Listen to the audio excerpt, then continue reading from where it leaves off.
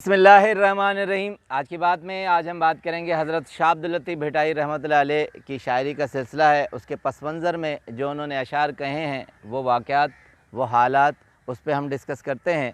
तो एक शेर है, उसके पीछे पस मंज़र है और उस पस मंज़र के पीछे मौलाना रूम की मसनवी है। पहले चाहेंगे कि वो हालात व वाक़यात बयान करके फिर मैं हज़रत शाह अब्दुल लतीफ़ भिटाई रहमतुल्लाह अलैह के 2-3 अशार आपसे शेयर करूँ कि अरबस्तान में मौलाना रूम लिखते हैं मसनवी रूम में, अरबस्तान में एक अरबी रहता था और वो एराबी जो था बहुत तंगदस्त और मुफलिस था और बहुत अफलास के साथ जीता था।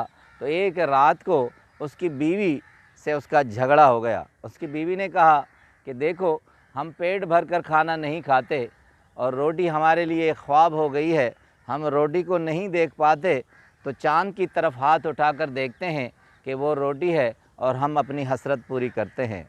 हम कई दिनों तक पेट भर कर नहीं सोते खाते और हालात ऐसे होते हैं कि अपने तो अपने गैर भी हमसे रास्ता कतरा कर चल देते हैं और कोई भी हमसे बात नहीं करता।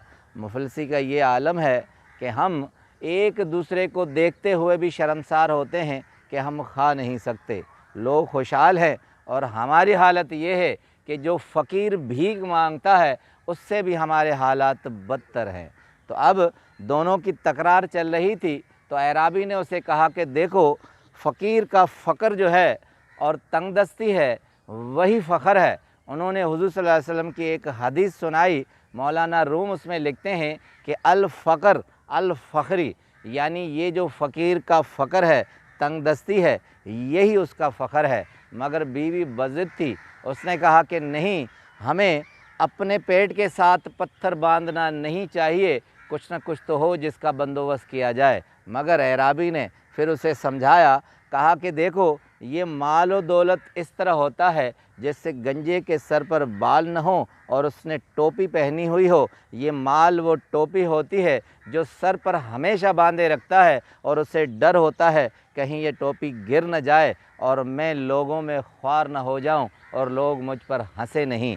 ये माल इसी तरह है कि अगर चला जाए तो आदमी इस खौफ से सारी ज़िंदगी डरता रहता है कि मेरे सर से वो पहनावा निकल गया और मैं शर्मसार हो जाऊंगा। मगर बीवी ने कहा कि ये बातें तुम्हारी सब सच है, मगर हम इंसान हैं, सांस लेते हैं, हमें खाने और पीने को चाहिए। अब ये दुख और दर्द हमारा खाना हो गया है और आंसू हमारा पानी हो गया है।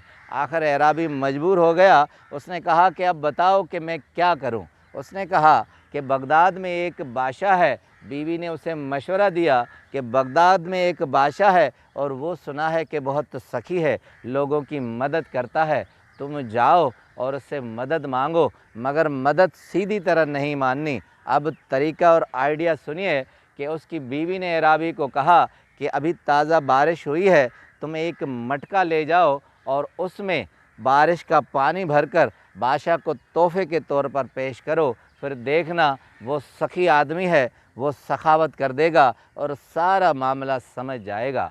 आखिर एराबी मजबूर हो गया और उसने मटका लिया सुबह को और उसमें पानी बारिश का भरकर बगदाद की तरफ रवाना हो गया। दरबार में जैसे पहुंचा, बादशाह सलामत के सामने आया तो बादशाह ने कहा कि कहो कैसे आना हुआ। उसने कहा, बादशाह सलामत, कि बारिश अभी हुई थी हमारे मुल्क में और हमने सोचा कि हमारे पास कुछ और नहीं है, मैं आपके पास ये मटके में बारिश का पानी तोहफ़ा ले आया हूँ। बादशाह समझदार था, सखी आदमी था, वो समझ गया कि इस मुफलिस के पास कुछ और नहीं है सिवाय इस कुदरत के, इस तोहफ़े के। तो उसने अपने वज़ीर को कहा कि ये मटका उठाओ और इसे खाली करो, इस मटके में सोने और चांदी सब भर दो। और वो सारा मटका सोने और चांदी से भर गया और वो वापस अपने घर की तरफ रवाना हो गया। अब मौलाना रूम बड़े दिलचस्प और मज़े और पुरमफ़हूम बात कहते हैं कि जब आदमी के पास कुछ नहीं होता तब वो क्या ले जाता है, उसके पास जो कुछ होता है वो याद इलाही होती है।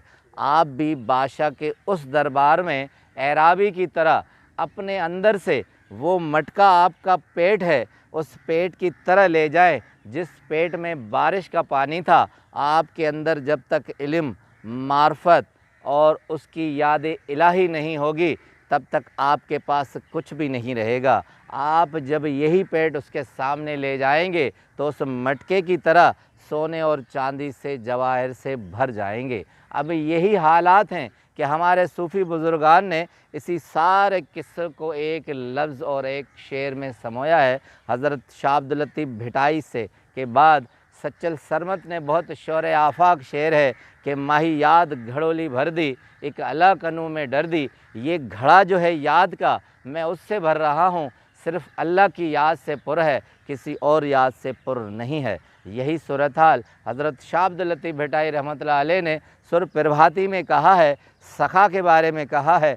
सखी बादशाह की मिसाल ज़मीन की है, याद वहाँ की है। कहते हैं कि मूड़ो भुणी मंगना केडा हुए काल, तुमने अपने चेहरे को उझाम कर कहाँ चले गए थे, मायूस होकर कहाँ चले गए थे। मूड़ो भुणी मंगना केडा हुए काल, सप्पड़ दर सवाल करत कीमत आणे, लंघा छद लतीफ़ छे। कहते हैं कि तुम मांगने वाले हो, तुम अपने उदास चेहरे को लेकर कहाँ गए थे। तुम उसके दरवाज़े पर जाते तो तुम्हें सब कुछ मिल जाता।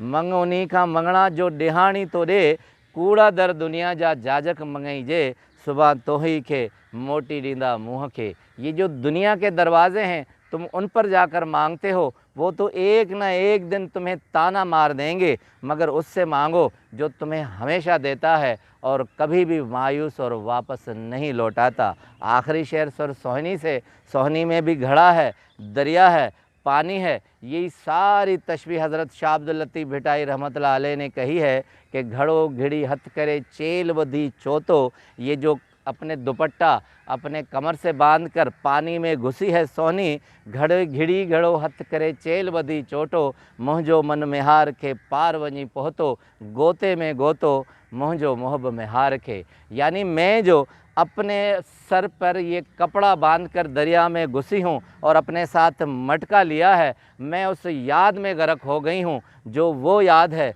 जो वो मकाम है, मैं उस पर वार हो गई हूँ और सब कुछ मैं उस पर निसार कर रही हूँ। अपने आप को याद इलाही में, मार्फत में और इल्म से सरशार करें। यही मटका आपका खाली होगा तो भर जाएगा। आपका बहुत बहुत शुक्रिया।